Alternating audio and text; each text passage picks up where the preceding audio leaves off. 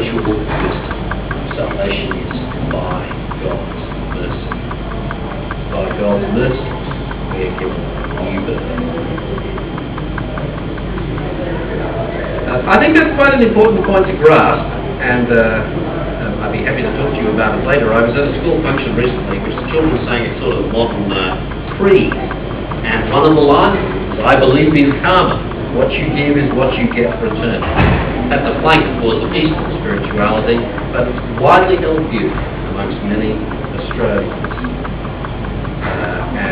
Along with the ideas of karma, ideas of rebirth and reincarnation, and so on.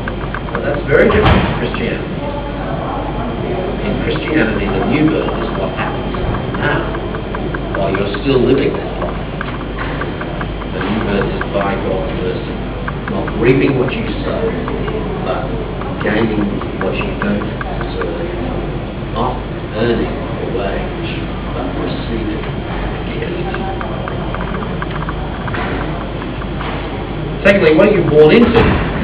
Living hope through the resurrection of Jesus from the dead. And Peter speaks of Christians being given new birth through the resurrection of Jesus from the dead. So there's birth and death on view here, and perhaps we can boil it down. According to Jesus, if you're only born once, you'll die twice. Or if you're born twice, you'll only die. We have a physical birth,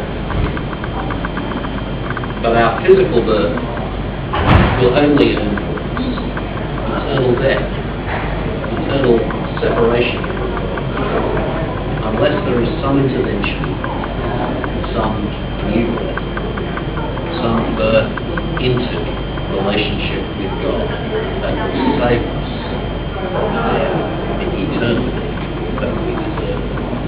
The death of Jesus on the cross is a payment of a penalty, and his resurrection is the demonstration that he has defeated death, that he has taken away the sting of sin. So that the resurrection of Jesus is the sure hope of those who have trusted in him for the forgiveness of sin. For us, hope is a very weak word. It's tantamount to saying we wish. But in the Bible, hope is a word for sure expectation, confident anticipation.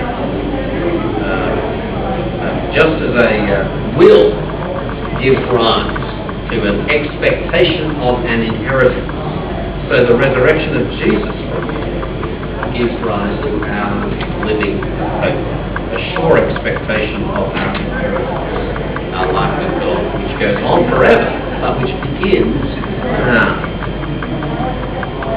An inheritance that can never perish, spoil, or fade, kept in heaven for us.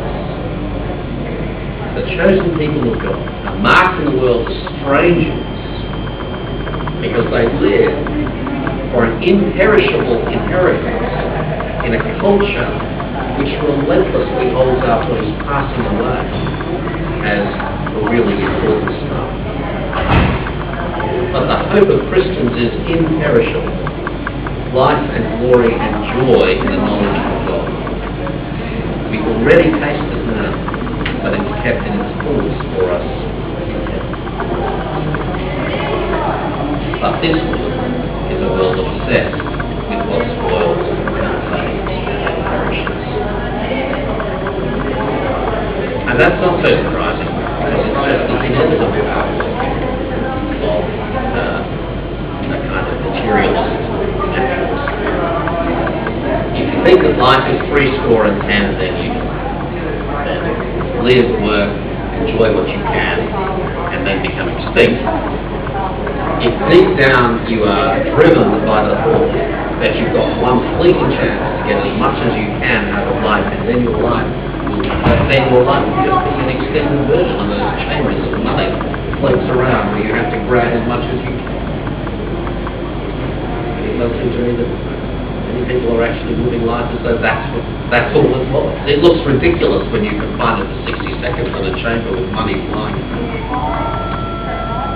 But it looks tragic if that is all that life is.